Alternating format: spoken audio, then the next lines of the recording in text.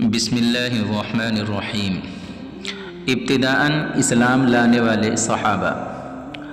نبوت کے بعد آپ صلی اللہ علیہ وسلم نے مکہ میں 13 سال گزارے۔ آپ صلی اللہ علیہ وسلم کی دعوت پر عورتوں میں سب سے پہلے حضرت خدیجہ رضی اللہ عنہا نے، مردوں میں حضرت ابوبکر صدیق رضی اللہ عنہ نے، بچوں میں حضرت علی رضی اللہ عنہ نے اور غلاموں میں زید بن حارثہ رضی اللہ عنہ نے لبیک کہا۔ ابتدائی دور میں جن لوگوں کو قبول اسلام کا شرف حاصل ہوا ان کو سابقون اولون بھی کہا جاتا ہے۔ ان کے نام یہ ہیں: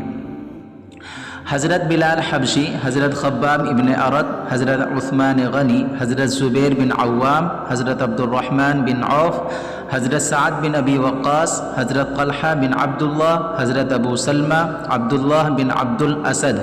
حضرت ابو عبیدہ عامر ابن عبداللہ ابن الجراح، حضرت ارقم، حضرت عثمان بن مضعون، حضرت عبداللہ بن مسعود، حضرت سعید بن زید، حضرت فاطمہ بنت الخطاب، حضرت ام الفضل لبابۃ الکبریٰ زوجہ حضرت عباس، حضرت اسماء بنت ابو بکر صدیق، حضرت یاسر بن عامر، حضرت عمار بن یاسر، حضرت سمیہ بنت مسلم،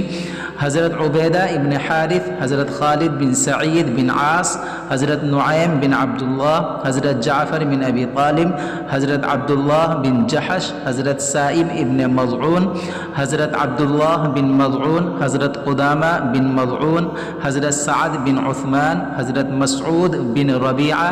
حضرت خنیس بن حذافہ سہمی، حضرت عیاش بن ربیعہ رضی اللہ عنہم، اور مکہ کے باہر کے لوگوں میں حضرت ابو ذر غفاری رضی اللہ عنہ۔